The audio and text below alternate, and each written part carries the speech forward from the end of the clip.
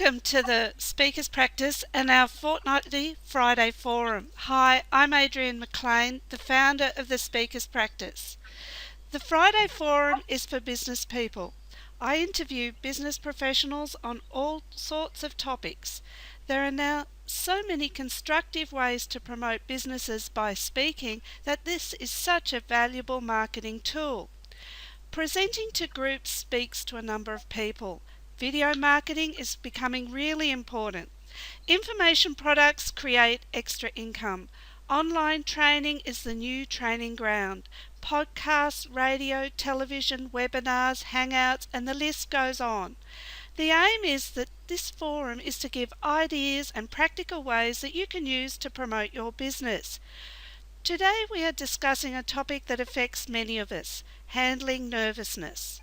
Our guest speaker, Julie Mack, is a stress expert and is speaking on how to reduce those nerves when speaking. So do you find yourself sweating and feeling sick to the stomach when you think about speaking in front of people? Do you have a fear of forgetting your words? How about do your hands start to shake and your mouth goes dry? Julie is going to explain why this happens and how we can handle this and what we can do to reduce those nerves when speaking. Julie has spent the last 10 years successfully assisting hundreds of people in overcoming fears, anxiety, and a multitude of adversities. She believes that once we understand how we inhibit ourselves through self-imposed limitations, then we can enjoy a successful, happy, and healthy life. Julie is a therapist and a speaker. She is currently studying to complete her qualification as a registered psychologist. She is a leading Australian expert in stress management and her clinics are on the Central Coast and Crow's Nest in Sydney. Get ready to be engaged and inspired. Please make our speaker welcome, Julie Mack. Hi Julie, we've got a lot of interest in this topic today. Hi Adrienne. Hi there. Let's get started and to discuss how to reduce those nerves when speaking. So, Julie, what is going on with those nerves? Why do we get so nervous when we get up in front of people?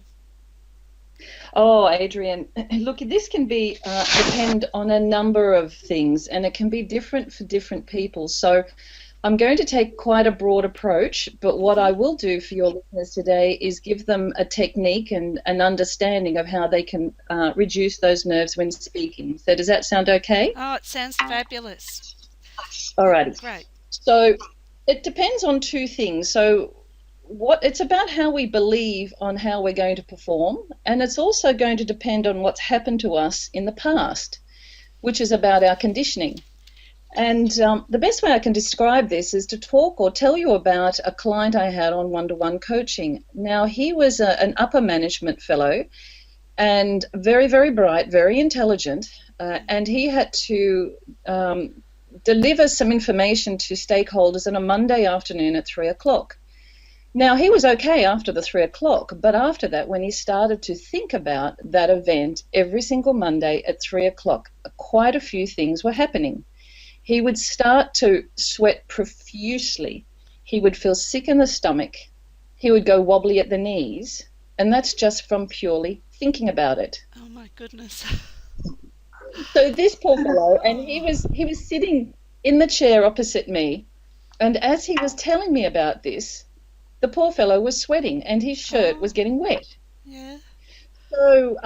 So after we went into and found out what was happening, those two things that I was talking about, he had a belief that when he talked or when he was about to get up and speak in front of people, he would get nervous, that he would not perform well at all and he would just turn to jelly. And he would also be conditioned, such as he'd have things happen to him in the past where he failed.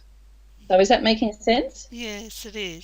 Yes. So in effect, what was happening, and as I explained to him, whenever he started to think about that 3 o'clock on a Monday afternoon, his mind was going to collect, let's say, a record. You know those vinyl records that we used to have when we were younger, and this is showing our age. Yes. He would go and get a vinyl record. In his mind, he would put the record on, and let's say that record is called Fear of Public Speaking. And as soon as he started to think about it, the record would go on, the needle would start playing the same tunes of, I'm going to forget everything. I'm really nervous and I hate speaking in front of people. Yes. So this happened every single time. He would put the Fear of Public Speaking record on. Oh. So the problem is that was a habit. That was what was created every single time, and it just built up and built up and built up. And his reactions to that was his body sweating. And I must admit, it's the worst case I've ever seen. Oh, poor fellow. So the poor thing was having a rough time, and he would Oh, do yeah. anything to get out of it. Yes. But look, what the breakthrough was for this fellow was something that I want to talk to your listeners about today. And that what was happening to him is that when he thought of that, his mind would play that record, but also two other things were happening. Not only the record of these, I'm going to be nervous, I'm going to forget everything, I hate speaking in front of people, but he would his imagination would see him being nervous. His imagination would see him forgetting his words. His imagination would make him see failure. Oh. And the other thing that was happening with him is his body, his sensations in his body would start to feel sick. So it was very much a physical manifestation of what was happening with this record playing in his mind. Yeah. So what I talked to him. So there is more to it than just getting nervous. Oh, it's huge. And on the other side of the coin, I was talking to my chiropractor this morning and I said, look, I've got to go home. I'm being interviewed about how to reduce the nerves when speaking.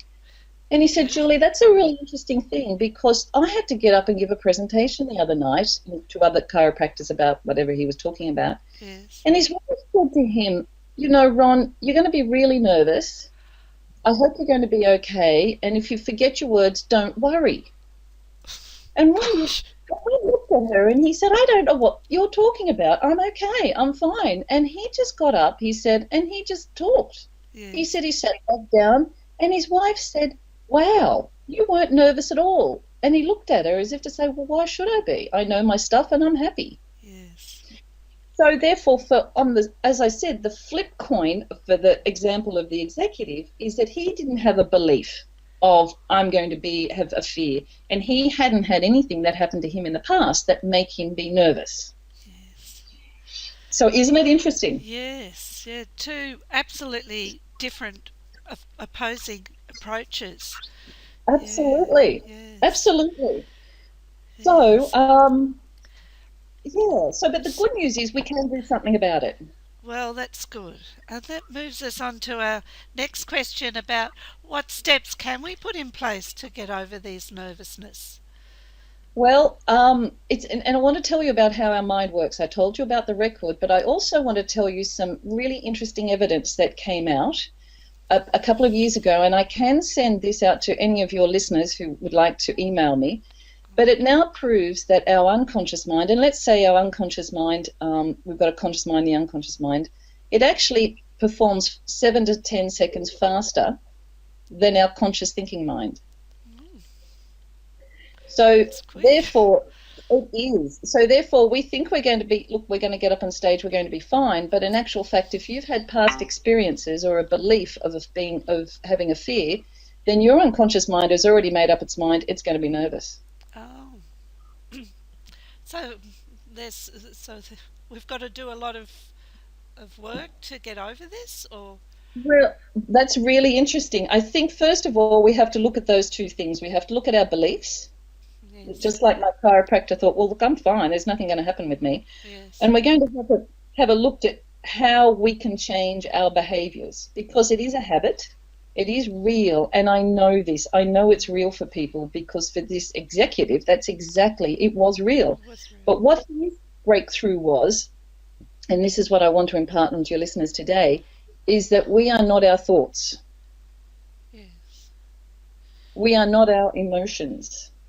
Right. And I call this the language of the mind. So the language of the mind, as I said, we can react 7 to 10 seconds faster than we want to react. And there goes willpower out the window, as your listeners may be saying, well, I've got strong willpower. I'm sorry, your unconscious mind has already made up its mind. It's going to do something that you don't want. Yes. So what I want your listeners now to move towards is the language that my client was using is negative, such as, I'm going to forget everything. I'm going to be nervous, and I hate speaking in front of people. Now, when I say that to you, Adrian, do you get that picture in your mind of, I'm going to forget everything, I'm nervous and I hate speaking?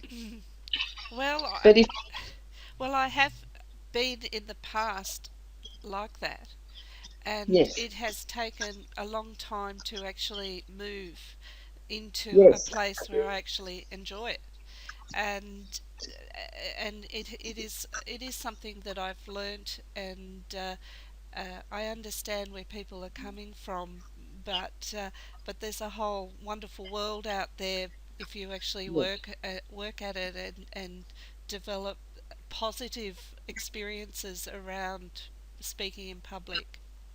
yes. Um, Now, I call this the Mars bar effect. right.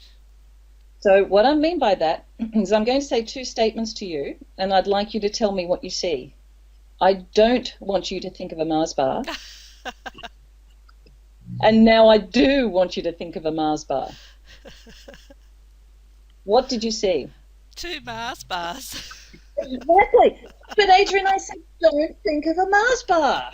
Yes. Isn't that fascinating? Yes. Because even though I said to you, don't think of a Don't- Mars bar, Well, that do was think of a bar, you got it. yes. That was the first So thing that came in my mind. absolutely. But even though I said don't, now remember, we went back to these words of this executive. I'm going to forget everything. I'm so nervous. I hate speaking in front of people. That's the Mars bar effect. Yes. But if I was to say to you, let's move towards the words or what we want, such as, I will remember my words and they will flow effortlessly. I'm Yes. going to be okay. I'm going to speak slowly and remember to breathe. Yes. See the difference? Yes. Yes. They're all uh, positive thoughts, uh, positive emotions, and Yes. yeah, putting you in a good Exactly. frame of mind, I suppose. Yes. Absolutely. And it's really fascinating because the Mars bar effect comes out with every client that I see. Because inevitably, the first time I see people, they tell me what their problem is. And you have to. Yes. But then when I say to them, what do you want? 99.9% of the time, people still tell me what they don't want. Yes. Yeah, such as I don't want to be nervous when I get up and speak in front of people, or Yes. I don't want to eat fish and chips every day. Yes. And then I say again, but what do you want? And then they look at me, and I literally, it's like as I see their brain move to, well, gosh, what do I want? I suppose I want to be relaxed as I'm on stage, and it's really fascinating for me, Adrian, as a therapist, because it seems as though we spend so much time dwelling and thinking about what we don't want than what we do want. Mm. Well, it came to mind that we're possibly familiar with what we don't want and haven't experienced really what we do want. So uh, it's much more abstract what we're really wanting. Is that possible? Well, Or well, it's once again, it's I think it's can be a conditioning, it can be a habit where we're putting on the record all the time of what we don't like about ourselves.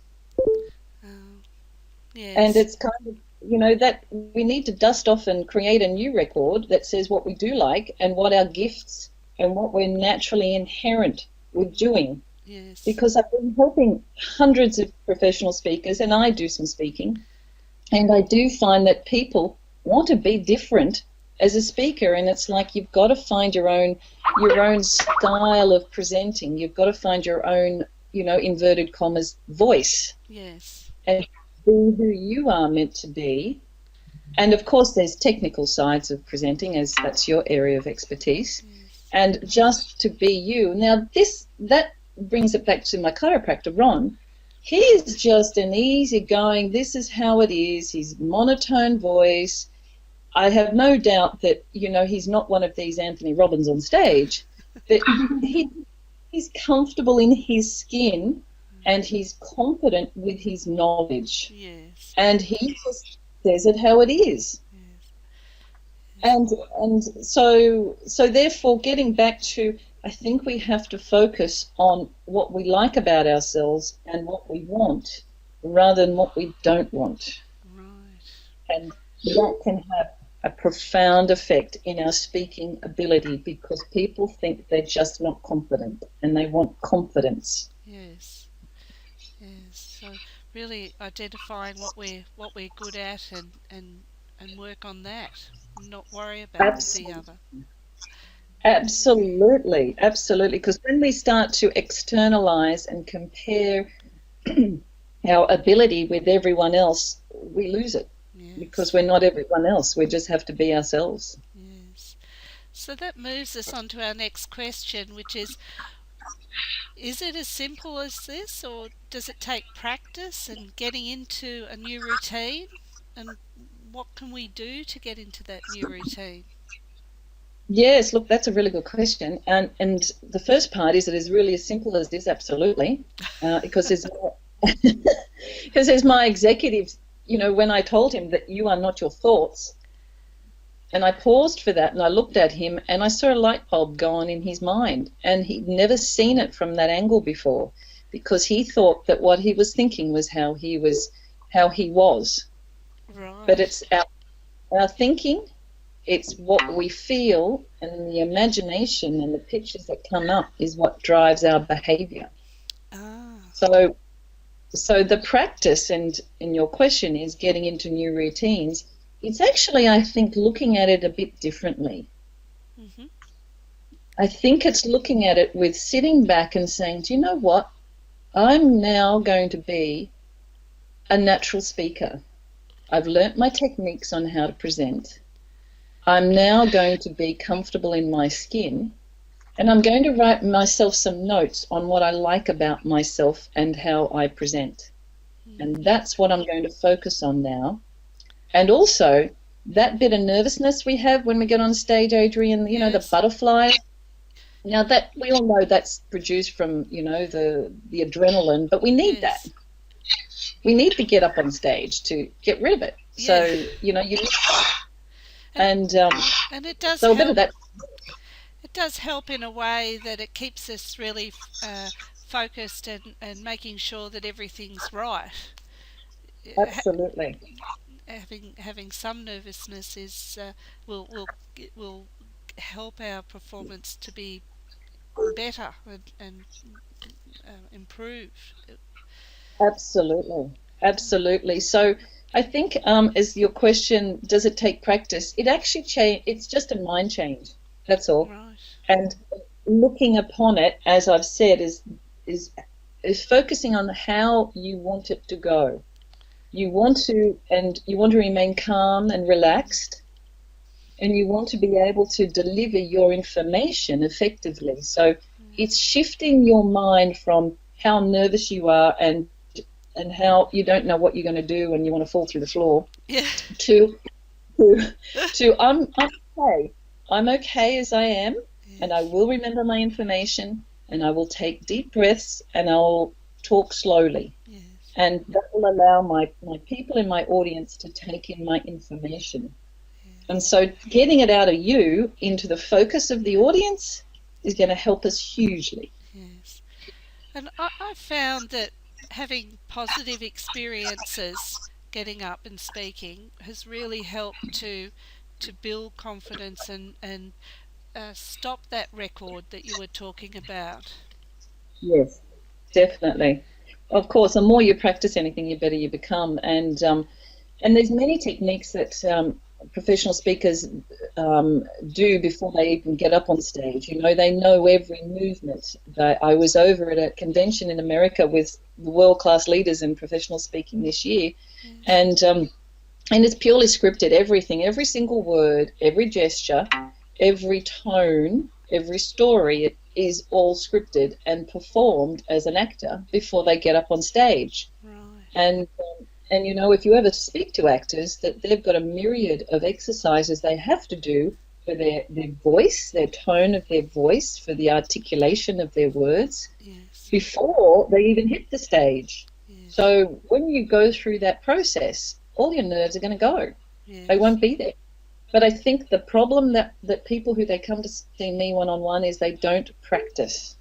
They just think, okay, here's my papers. I've got to go now and I've got to talk to some in front of 50 people. Yes. So, so it is practice. And it's the belief that you have and the words that you're playing change the record in your mind. Yes. There's a great quote by Michael Caine who says that practice and rehearsal is the real work. The presentation Yes. is the fun part. And Yes. I think that that's so true. Yeah. Practice is really what helps you really step your performance up. Absolutely. And yep, changing the beliefs and changing those words. And that's where you're going to help yourself with reducing the nerves when speaking. I really do. It's a proven fact. I work with many people one-on-one and I help them with their personal issues and I give them the insights into what it is. And all of them have had major breakthroughs. Oh, that's fantastic. Yeah. Julie, our last question is, as a professional practitioner, what's your advice about promoting your business by speaking?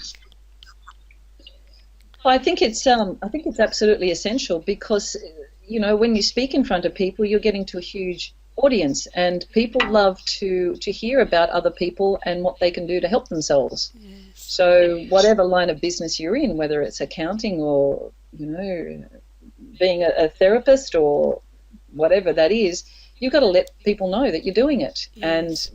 And so therefore talking to them and getting up and saying, look, this is what I do and this is how I can help you in either your health or your business, then there's no other way because it's free way of marketing. Flyers don't work because we're just not interested in reading them. We put them in the bin and yes. I hate to say it, but we do. And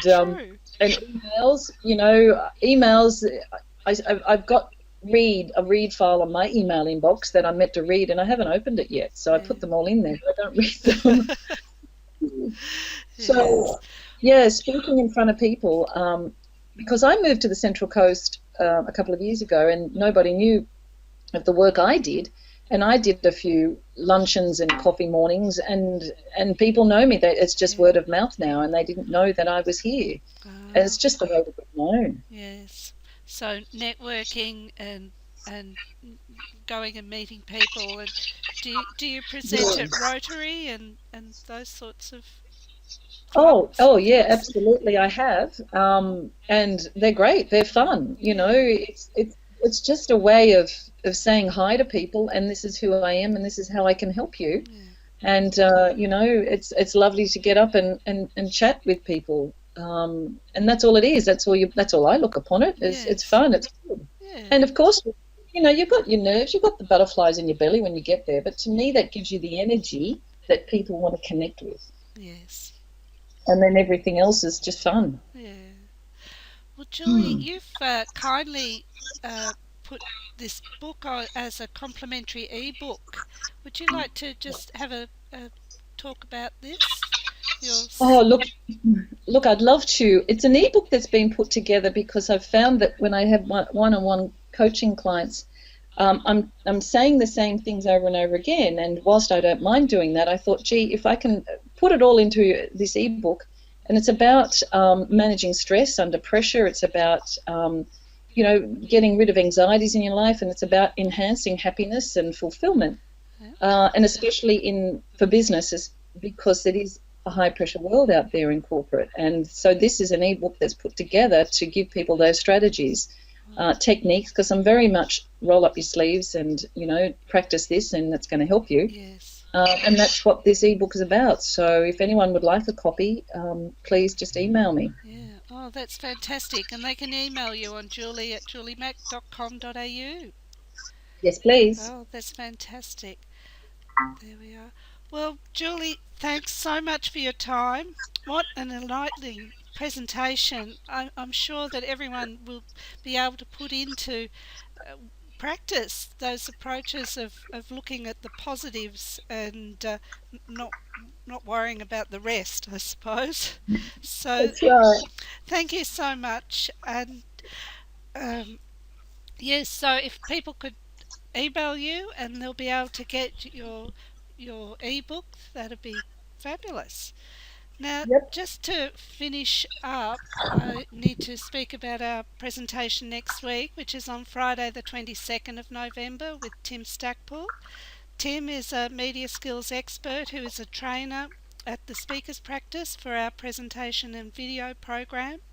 Tim will be speaking on how to maximise your impact on video, and we'll find out Tim's tips on when presenting to camera.